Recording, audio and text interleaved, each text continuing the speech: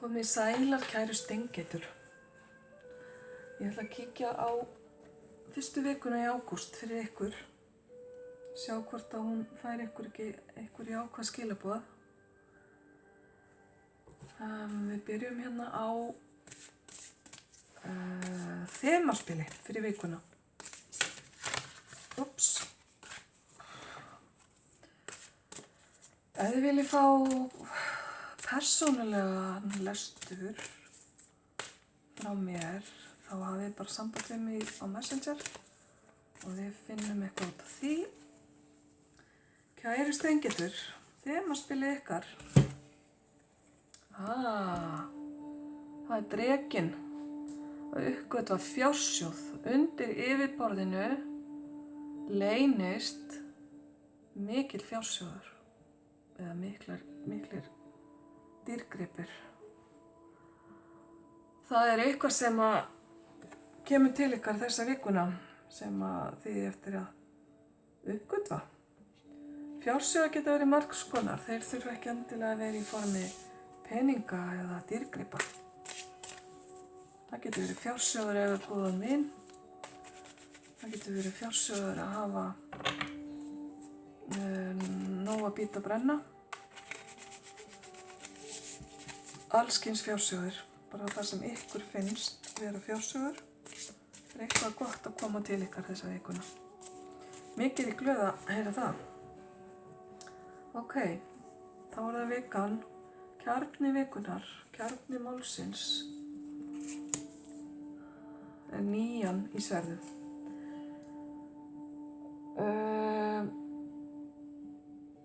Það var nú gott að fá þetta jákvæða spil hérna á undan þar sem að 9 í sverðum táknar áhyggjur. Áhyggjur og erfiðar hugsanir. Þetta er væntanlega þú, kæra steingeit, hafa áhyggjur, óþarfa áhyggjur, held ég, af einhverjum hlutum sem eru að bagga þig í vikunni. Við fáum nánari útskýringu eftir sem við drögum fleiri spil, en þessi maður þarna getur ekki sofið. Það er eitthvað sem heldur fyrir honum vöku, einhverju erfiðleikar. Við skulum sjá. Hvað er að hjálpa í vikunni, steingeitinni? Það er hengdi maðurinn. Það hjálpar þér, kæra steingeit, í vikunni að sýna æðruleysi. Að láta hlutina frá þér og láta almætti bara sjá að díla við erfiðleikana. Það hjálpar þér líka að horfa á hlutina á annan hátt en þú ert vön, kæra steingeit.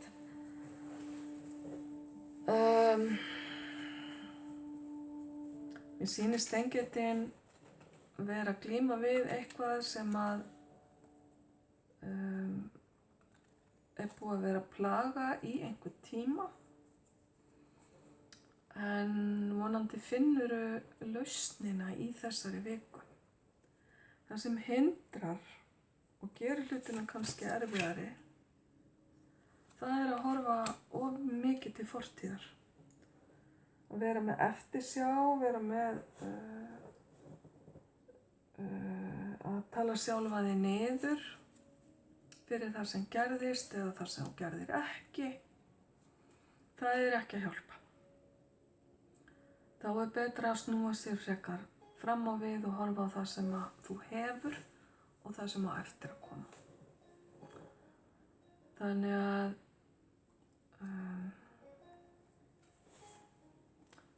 það er ákveðið niðurbrot fólgið í því að vera með of mikla eftirsjá. Það sem er upp á borðum og þú veist af, kæra steingeit, það er réttlætið. Þú veist að ákveðnir hlutir eru í réttum farvegi, að réttlætið muni vera með þér í liði framundan. Og þú hefur gert það sem þú hefur getað til að jafna vogarskálarnar og halda hlutunum í réttum balans. Það sem er undir niðri, kæra steingeit, og þú veist ekki af, og það er sama sama spil og bogamaðurinn fékk. Það eru einhvers konar áhyggjur eða erfiðleikar. Líklega þá þeir sem eru að halda þarna fyrir því vöku í fyrsta spilinu. Þannig að það er einhvers konar erfiðar hugsanir undir niðri sem eiga þá eftir að koma upp á yfirborðið.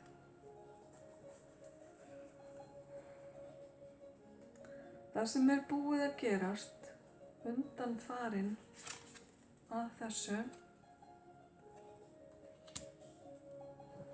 að þú ert búin að vera að bíða, kæra Steingerður, þú ert búin að bíða eftir að hlutir hreyfist, að hlutir gerist, þú ert búin að bíða eftir uppskeru, þú ert búin að sá, skulum við segja, búin að leggja fyrir og ert að bíða eftir að hlutir gefi ávöxt. Þetta ertu búin að vera að gera í fortíðinni. Afsakið. Biðin er búin að taka á og hlutirnir hafa ekki alltaf farið eins og þú hefðir óskað. Og þú ert í raun og veru ennþá svolítið að bíða eftir niðurstöðum á einhverju sem er búið að taka dálítið langan tíma. En hvað er framundan fyrir þig, kæra Steingerður? Hvað er að koma til þín?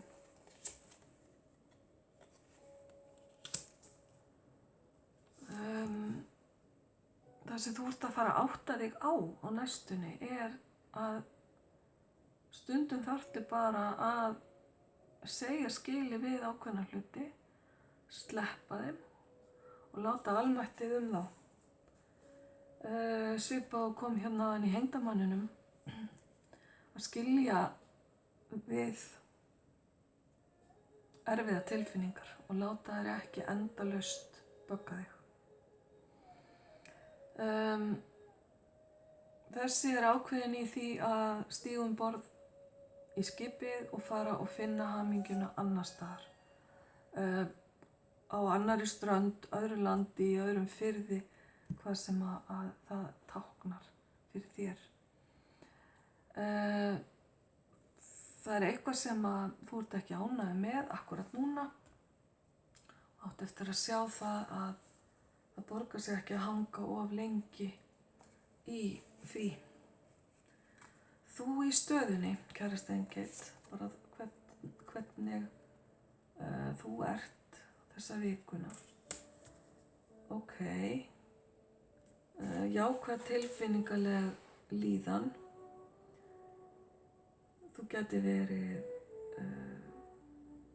að hugsa börnin þín, þú gæti verið að hugsa makann þinn, gæti verið ástfangin, gæti verið að upplifa eitthvað nýtt varðandi ástina, ef þið vill nýja ást. Þetta er svona bara tilfinningalega líðan, mikið tilfinningaflæði og þið finnst að þú hafi kannski ekki endilega verið hérna áður í þessari stöðu. Fallegt og gaman að sjá þetta eftir spilin sem á undan komu. Umhverfið, heimurinn, hvað er hann að færa þér? Hann færi þér þennan fallega sólmyrkva sem þýðir bara það að það er eitthvað tímabundið sem er að fara að eiga sér stað sem að ef þið vill eftir að slá þig pínlítið út af laginu. En mundu bara að sólin kemur alltaf aftur, sólar upprásin kemur á hverju morgni og sólmyrkvar eins og þessi standi viltu ekki nema í hálfa, 1 eða 2 mínútur eða hvaða nú er. Þetta er tímabundið ástand og eins og ég sagði hérna hjá einhverjum áðan, nýttu myrkrið á meðan það varir til að líta inn á við, til að hvíla þig, til að finna kraftinn í myrkrinu.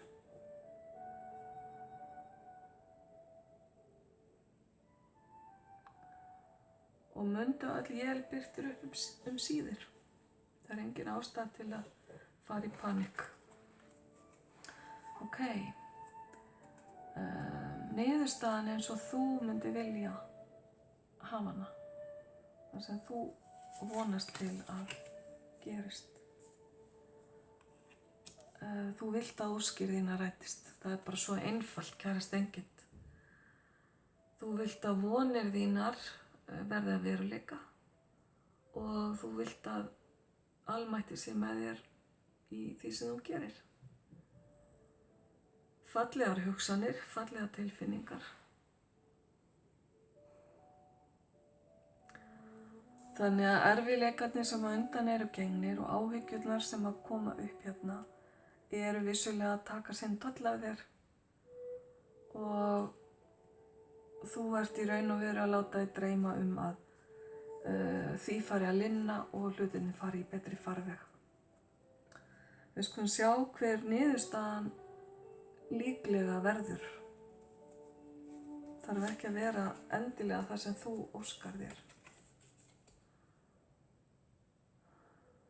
Ok, líklega niðurstaða er sú að eitthvað nýtt fer í gang. Einhvers konar ný ástríða kviknar innra með þér og eitthvað nýtt jafnvægi sem þú hefur ekki fundið fyrir áður. Kjark og styrkur sem að kemur inn, sem að þú hefur beðið eftir og kannski kominn tími til þess að þú farir að takast á við og sinna einhverjum verkefnum sem að þú hefur kannski haldið að yrði þér ofviða, en þetta er vísbending að nú sé tíminn réttur.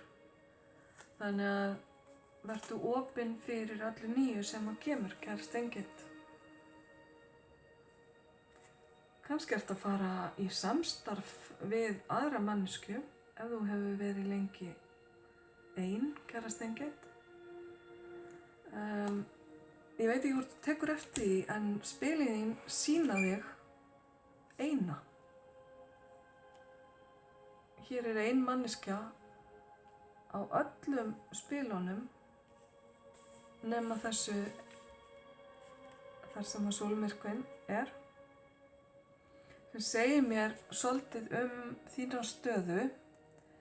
Það er ekkert slæmt við að vera einn, það er ekki það sem ég er að segja, en vill er núna komin tími eftir vikuna til að svona endurskoða þá hluti. Og þú finnur það kannski í þessum erfiða kafla sem kemur hérna með sólmyrkvanum, að það er þægilegt oft að vera í návist annara þegar að eitthvað bjátar á, þegar að erfiðleikar eru. Eða þegar að jarðskjálftar ríða yfir, eins og eru búnir að vera hérna í dag hjá mér. Ok, kærast engill. Það er svolítill einmannaleiki líka í þessum spilum. Og hugsanir þínar eru til þess eðlis að þér finnst þú ekki endilega að geta deilt þeim með öðru fólki. En deildu þeim þá allavega með almættinu, verndarenglunum þínum, leiðbeinendunum þínum, hvað sem þú kallar þá. Ok, kærast engill, svolítið sérstök lesning fyrir þig akkurat núna. Ég ætla að taka eitt spil hérna fyrir vinnu, peningatengt málefni og framkvæmdir. Þar ert þú nú í essinu þínu. Ég ætla bara að snara þessu svona yfir á íslensku. Biðdu að þörfum þínum sé sinnt. Guð og englarnir geta aðeins komið þér til aðstoðar ef þú velur af frjálsum vilja að fá aðstoð og það byrjar með því að þú biðjir hana. Hvað var ég að segja? Það skiptir ekki máli hvernig þú biður almættið hjálp, bara að þú gerir það. Það sama er satt, það sama á við að biðja annað fólk að aðstoða þig. Þetta eru skilaboð mjög skýr til þín, kæra Steingerð, kemur hérna staðfesting á því sem ég var að segja, að biðja aðra hjálp, biðja aðra aðstoð, nú eða almættið. Ég nefnilega hef alltaf heyrt þetta að englar og leiðbeinendur eru alltaf tilbúnir að stíga inn og aðstoða, en þeir gera það ekki nema þú biðjir. Það er svona lykillinn í hvernig það virkar, að þú þarft að vilja og biðja aðstoðina. Ok, frábært. Fallegt spil sem þú fékkst þarna, kæra Steingerð. Þá færðu eitt spil varðandi ástina. Ástin verður að fá að vera með og tilfinningaspilin þín í þessari lögn benda mér á einhverja nýja tilfinningalega upplifun sem kom hérna í ásnum áðan.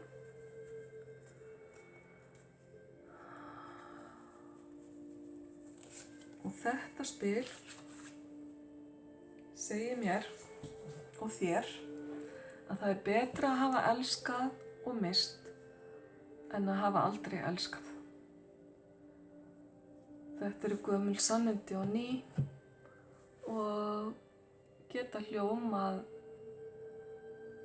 neikvætt þegar maður er nýbúinn að missa einhvern, en það eru samt sem áður mikil sannindi í þessu spili. Ég ætla að sýna þér þessa fallegu mynd sem er hérna megin. Þannig að ef þú hefur misst einhvern eða ert í einhvers konar tilfinningalegum erfiðleikum hér undir niðri með allar þessar áhyggjur á herðunum, þá er þetta svona bara vingjarnleg ábending til þín að það er betra að hafa elskað en að hafa aldrei elskað. Ok, kæra Steingerð, þetta var svolítið svona tilfinningaþrungin lestur þrátt fyrir ekkert mörg tilfinningatengd spil. Þá ætla ég bara að minna þig á þemaspilið þitt fjársjóðinn, falda fjársjóðinn sem að þú munt uppgötva í þessari viku. Hann er undir yfirborðinu en mun koma til þín. Þannig að þú þarf kannski að hafa augun opin líka fyrir honum. Ok, kæra Steingerð, þá ætla ég að þakka þér bara kærlega fyrir að horfa og hlusta. Ég vona að vikan verði þér góð. Ljós og kærleikur.